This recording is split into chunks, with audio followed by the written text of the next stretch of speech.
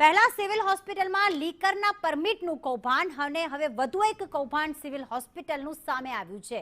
વધુ એક બેદરકારી એ છે કે જીએસટી વગરના 4,89,000 બિલની ચૂકવણી કરી દેવામાં આવી। બ્લડ બેંકના વાહનના મેન્ટેનન્સના બિલની ચૂકવણી કરાઈ, પરંતુ એ બિલ જીએસટી વગરનું હતું।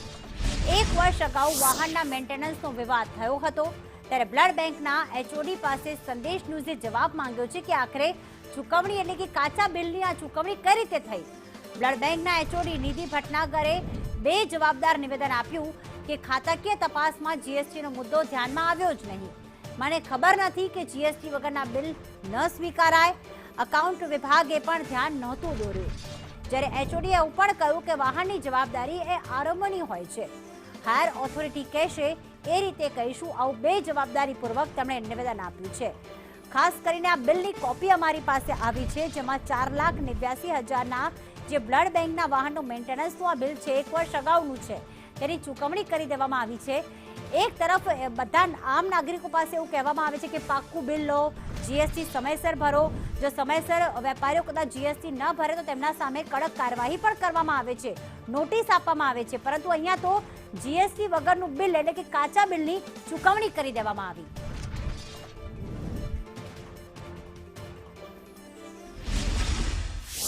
બ્લડ બેંકના એચઓડી છે નિધિ ભટનાગર, તેની સાથે વાત કરીશું। મેમ, આપનું એક વ્હીકલ છે બ્લડ બેંકનું અને તેમાં ખામી સર્જાય છે અને એને આપણે રિપેરિંગમાં આપીએ છીએ। જીએસટી વગરનું બિલ સ્વીકારવામાં આવે છે, શું કહેશો, કઈ રીતે આ જીએસટી નંબર વગરનું બિલ કેવી રીતે મંજૂર કરવામાં આવ્યું? મને ખબર નથી કે આ ભૂલ થઈ છે કે જીએસટી વગરનો બિલ આપણે લઈ લીધો છે। હવે જે એની પાસેથી સપોઝ હજી બી અમે એને પૂછ્યું તો જીએસટી એની પાસે નથી જ, તો જીએસટી ફરી જ્યારે એ લેશે કે એની પાસેથી રિકવરી। એક વર્ષ થઈ ગયું છે આ બિલ આપની પાસે આવ્યું, વિભાગના એચઓડી છો, એમ છતાં આપની સિગ્નેચરથી બિલ પાસ થતા હશે, તો આપના ધ્યાનમાં પણ આ વાત ના આવી કે ગવર્મેન્ટનો નિયમ છે કે જીએસટી વગરનું કોઈ પણ બિલ ના સ્વીકારી શકાય। સામાન્ય એમાઉન્ટ હોય તો બરાબર 5.5 લાખ રૂપિયાની એમાઉન્ટ છે બેન, બરાબર છે, પણ હવે જીએસસીબીટીમાં અમે બધું એનું યુટિલાઇઝેશન સર્ટિફિકેટ અને બધું જીએસસીબીટીમાં આપતા હોઈએ છીએ, તો એ રીતે અમે આપી દીધું અને પેમેન્ટ એને થઈ ગઈ છે અને કામ બી થયું જ છે। હવે જીએસટી નથી એ બિલમાં, એ રીતે અમને બહુ ખબર નથી। ગવર્મેન્ટના નિયમ વિરુદ્ધ પેમેન્ટ થયું એવું સ્વીકારો તમે? મને બહુ ખબર નથી કે ભાઈ આવી રીતે થવું જ જોઈએ। હવે અકાઉન્ટમાં જે છે એ લોકોએ ધ્યાન દોરવું જોઈએ કે બેન આ ના ચાલે, તમે નહીં હોય તો કામ ના કરાવો। તો અકાઉન્ટ છે, અકાઉન્ટ વિભાગ હશે, તો અકાઉન્ટ વિભાગમાંથી પણ આપને કોઈ કીધું નહીં? નથી કીધું એટલે તો, નહીં તો પછી આ વાત જ ના આવે ને। તો હવે સમગ્ર બાબતે તપાસ થશે, તપાસ કરાવશો તમે કે આખરે આ બેદરકારી અથવા તો ચૂક ક્યાંથી થઈ એની તપાસ કરાવશો તમે? એ તપાસ તો અમે કરી જ છે અને પછી જે રીતે બી આવી રીતે બિલ આવ્યું છે તો પછી અમે હવે હાયર ઓથોરિટીને જે કરવું હોય તપાસ એ કરી શકે ને। એટલે આપના વિભાગ તરફથી કોઈ તપાસ કરવામાં આવશે, કોઈ કમિટી બનાવી? અમે કમિટી બનાવીને ઇન્ટરનલ બધા ફેકલ્ટી જે છે અમે તપાસ કરી જ છે। તો ત્યારે બેન આ વિશે ધ્યાનમાં નહોતું? ના, નથી આવ્યો। ગાડીઓની દેખરેખ તો પછી આરએમઓની અંડર આવે છે, એમએસ સાહેબ છે, એ જે કહેશે પછી કે ભાઈ તપાસ ફરીથી કરવી હોય તો આપણે ફરીથી તપાસ કરી લઈએ। કે તો આમાં બેદરકારી આરએમઓની કહી શકાય? આપ કહો છો કે જવાબદારી વ્હીકલોની આરએમઓની આવે અથવા તો બિલ મૂકવાની જવાબદારી એકાઉન્ટ વિભાગની આવે, તો આ બે વિભાગના કોઈ કર્મચારીની બેદરકારી હોય એવું તમે માનો? હું ના કહી શકું એની અંદર। તો જે પ્રમાણે નિધિ ભટનાગર છે તે કહી રહ્યા છે કે આ સમગ્ર બાબતને લઈ અને ક્યાં ચૂક થઈ તેનાથી તે અજાણ છે ને હજી તે આ અંગે કશું ખુલીને જવાબ નથી આપી રહ્યા। બીજી તરફ બેદરકારી કોની તેને લઈને પણ હજી પ્રશ્નાર્થ ત્યાં જ છે। કેમેરામેન ઉપેન્દ્ર ત્રિવેદી સાથે કશ્યપ જોશી, સંદેશ ન્યૂઝ, અમદાવાદ। અને કશ્યપે એચઓડી સાથે વાત તો કરી, બે જવાબદારીપૂર્વક નિવેદન પણ આપ્યું છે, પરંતુ આખી ઘટનાના મૂળ શું છે, શું હજી સુધી અલગ અલગ બિલોની ચૂકવણી થઈ છે તે જીએસટી સાથે થઈ છે કે નહીં? કશ્યપ જોશી અમારી સાથે લાઈવ જોડાઈ ગયા છે। કશ્યપ, પહેલા તો એ જણાવશું કે જ્યારે પણ આવી કોઈ બ્લડ બેંકના મેન્ટેનન્સના વાહનના મેન્ટેનન્સનું બિલ હોય કે કોઈ પણ બિલ હોય તેમાં જીએસટી સાથે ચૂકવણી થતી હોય છે, તો આ જ બિલ કેમ એવું કે જેમાં જીએસટી વગર ચૂકવણી થઈ પણ ગઈ, એચઓડીની સાઇન પણ છે ને અકાઉન્ટ વિભાગને ધ્યાન પણ ના આવ્યું?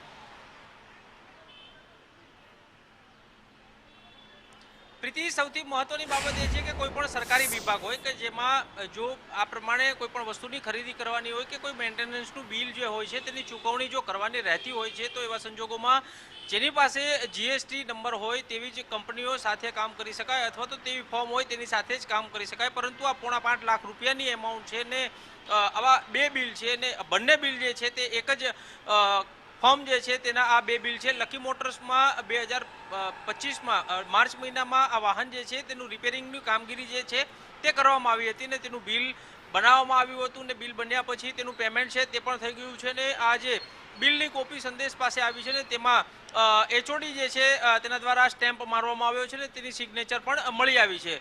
સવાલ અહીં એ ઉઠી રહ્યો છે કે આ વિભાગના એચઓડી છે, બ્લડ બેંકના એચઓડી છે નિધિ ભટનાગર, તો આખરે તેને પણ આ બાબતે ધ્યાનમાં નહીં હોય કારણ કે તેનું કામ જે છે તે એડમિનિસ્ટ્રેટિવ લેવલનું કામ હોય છે અને કોઈ પણ ક્લાર્ક લેવલનો કર્મચારી હોય તેને પણ આ વાતનો ખ્યાલ હોય છે. બિલકુલ કશ્યપ, આપને અટકાવવા માંગીશ કારણ કે કોંગ્રેસના પ્રવક્તા મનીષભાઈ દોશી અમારી સાથે ફોન લાઈન પર જોડાઈ ગયા છે.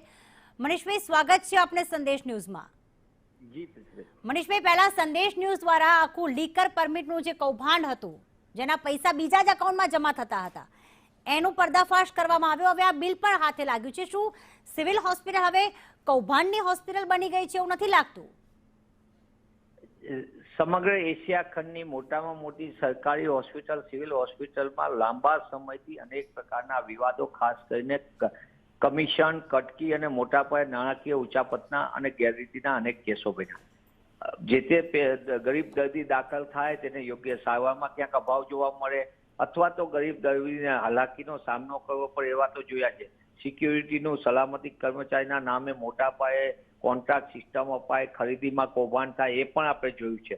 પણ સાથે સાથે હમણાં લીકર કૌભાંડ જે સંદેશ સહિતના માધ્યમોમાં જે મોટા પાયે ઉજાગર થયું એના કારણે સિવિલ હોસ્પિટલના સત્તાધીશો પહેલા તો શરૂઆતમાં નાના જ પાડે સરકારી વાજિંત્રને નાણા ગાતા હતા, પછી કબૂલ કર્યું. પણ 2, 5, 7 રિસિપ્ટનો આ પ્રશ્ન નથી. છેલ્લા 7 વર્ષથી જે રીતે લીકર પરમિટના નામે અને રોગી કલ્યાણ સમિતિ હકીકતમાં ભોગી કલ્યાણ સમિતિ હોય એમ લૂંટનો કારોબાર, બારોબાર નાણાંની ઉચાપતે અનેક વખત ફરિયાદો મળી છે. પણ તેની ઢાંક વિછોડો કરીને સત્તાધીશો પોતાનો ચહેરો સ્વચ્છ રાખવાનો પ્રયત્ન કરે છે. પણ લીકર કૌભાંડની જે વાત આવ્યા પછી પણ ફરિયાદ નોંધાવવાની વાત છે, ફરિયાદ નોંધાવી દીધી. પણ ફરિયાદ નોંધાવ્યા પછી જે લાંબા સમયથી રોગી કલ્યાણ સમિતિએ ગરીબ દર્દીઓને મદદ કરવા માટે હોવાને બદલે અધિકારીઓને, સત્તાધીશોને એમાંથી માલપોવા ખાવા મળે એ પ્રકારની આખી વ્યવસ્થા ગોઠવી હતી. અને એના જ ભાગરૂપે આજે જે સામે આવ્યું છે એમાં જીએસટી ના નંબર વગરનું બિલ એના બારોબાર 5 લાખ મનીષભાઈ, પત્રકાર માધ્યમ તરફથી, મીડિયા તરફથી અમે તો જવાબદારી નિભાવી રહ્યા છીએ આવા કૌભાંડ બહાર લાવવાનું, પરંતુ નથી લાગતું કે કોંગ્રેસે પણ મેદાને આવવાની જરૂર છે? આપને આપના માધ્યમથી સારી વાત કરી કારણ કે અંતે તો એ વાત કરે છે પણ આપના ધ્યાન ઉપર હોવું જોઈએ આપણે કે વિધાનસભાની અંદર પણ કોંગ્રેસ પક્ષે જે રીતે સરકારી હોસ્પિટલ, જિલ્લા હોસ્પિટલ અને આરોગ્ય સેવામાં જે મોટા પાયે ચાલે છે કાંડ ને કૌભાંડ એના ઉપર વિધાનસભાના પટલ ઉપર અમારા ડોક્ટર કિરીટ પટેલ સહિતના અમારા તમામ લોકો, ધારાસભ્યશ્રીઓએ આ મુદ્દાને ઉઠાવ્યો છે. સાથે સાથે આપણે વારંવાર જોયું છે કે અમે પણ સિવિલ હોસ્પિટલની અંદર અને અન્ય જિલ્લા હોસ્પિટલની અંદર મદદ કરતા અમારી હેલ્થ એન્ડ હોસ્પિટલ કમિટી બને છે. માત્ર કૌભાંડ નહીં પણ દર્દીને મદદ કરતા બનીએ અને બિલકુલ મનીષભાઈ, પણ આ જે રીતનું કૌભાંડ છે, તલોદથી બારોબાર બિલ આવે, 5 લાખ જેવી રકમ એ પણ જીએસટી વગર ચૂકવાઈ જાય, આવા તો અનેક બિલો અને અંદર ફાઇલમાં દબાયેલા છે. હું ફરીથી માંગ કરું છું કે સરકારમાં થોડી પણ શરમ હોય. આરોગ્ય વિભાગ જે ભ્રષ્ટાચારનું એપિસેન્ટર છે ને આની તપાસ કરવી જોઈએ અને લોકોને ન્યાય આપવો જોઈએ. બિલકુલ. સંદેશ ન્યૂઝ સાથે જોડાવા બદલ આભાર મનીષભાઈ.